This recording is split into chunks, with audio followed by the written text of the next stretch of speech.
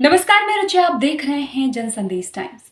लोकसभा चुनाव के 2 चरणों के चुनाव हो चुके हैं और तीसरे चरण का चुनाव 7 मई यानी आज है। चौथे चरण के लिए नामांकन समाप्त हो चुके हैं। इस चरण में 10 राज्यों की 96 सीटों पर मतदान होना है। इस बीच एडीआर और द नेशनल इलेक्शन वॉच ने 1710 उम्मीदवारों के स्वशपथ पत्रों का विश्लेषण किया, जिनके आधार पर बताया गया कि चौथे चरण के चुनाव में कितने दागी नेता मैदान में अपनी किस्मत आजमा रहे हैं। एसोसिएशन फॉर डेमोक्रेटिक रिफॉर्म्स ने प्रत्याशियों द्वारा जमा किए गए चुनावी हलफनामों के आधार पर ये आंकड़े जारी किए हैं। रिपोर्ट के अनुसार इनमें से 21% से अधिक यानी 360 उम्मीदवारों पर आपराधिक मामले चल रहे हैं। इनमें 17 उम्मीदवारों को दोषी भी ठहराया जा चुका है और कई उम्मीदवारों पर गंभीर आपराधिक मामले भी दर्ज है। इसके अलावा 11 पर हत्या, 50 पर बलात्कार समेत महिलाओं के खिलाफ अपराध और 44 पर नफरती भाषण देने के मामले दर्ज हैं।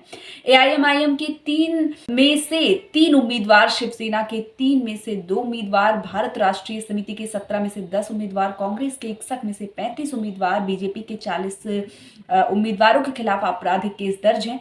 टीडीपी के 17 में से 9, बीजेपी के 4 में से 2, राजद के 4 में से 2, शिवसेना के 4 में से 2, वाईएसआर कांग्रेस के 25 में से 12, टीएमसी के 8 में से 3 और सपा के 19 में से 7 उम्मीदवारों के खिलाफ आपराधिक मामले दर्ज हैं। चुनावी हलफनामों में दी गई जानकारी के अनुसार 1710 में से 28% यानी 476 उम्मीदवार करोड़पति हैं। बीजेपी ने सबसे ज्यादा 70 में से 65 करोड़पति उम्मीदवार मैदान में उतारे हैं। कांग्रेस ने 61 उम्मीदवारों में से 92% यानी 56 करोड़पति हैं।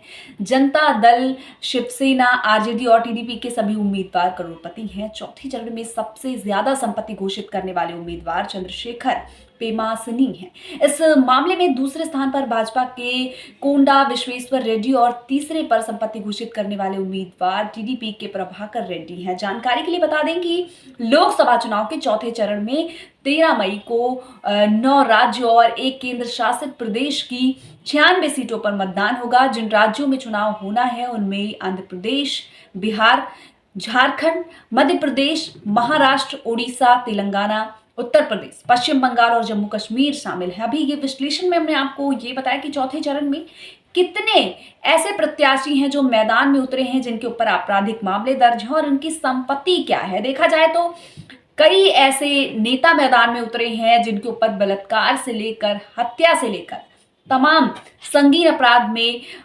मुकदमे दर्ज हैं, लेकिन वो चुनाव लड़ रहे हैं, मैदान में उतर रहे हैं और वो चाहते हैं कि जनता अपना मत देकर उन्हें विजयी बनाए। फिलहाल ये तो जनता का फैसला होगा कि जनता एक अपराधी को स्वीकार करती है या किसी और को, ये देखना तो बेहद अहम होने वाला है। खैर, इसका फैसला 4 जून को ही आना है और इसी दिन इस बात का निर्णय होगा कि जनता ने किसे चुना है। फिलहाल के लिए बस इतना ही। ऐसी और तमाम जानकारी के लिए हमारे साथ बनी रही और देखते रहिए जन संदेश टाइम्स। हमारे चैनल को लाइक, सब्सक्राइब और शेयर जरूर करें।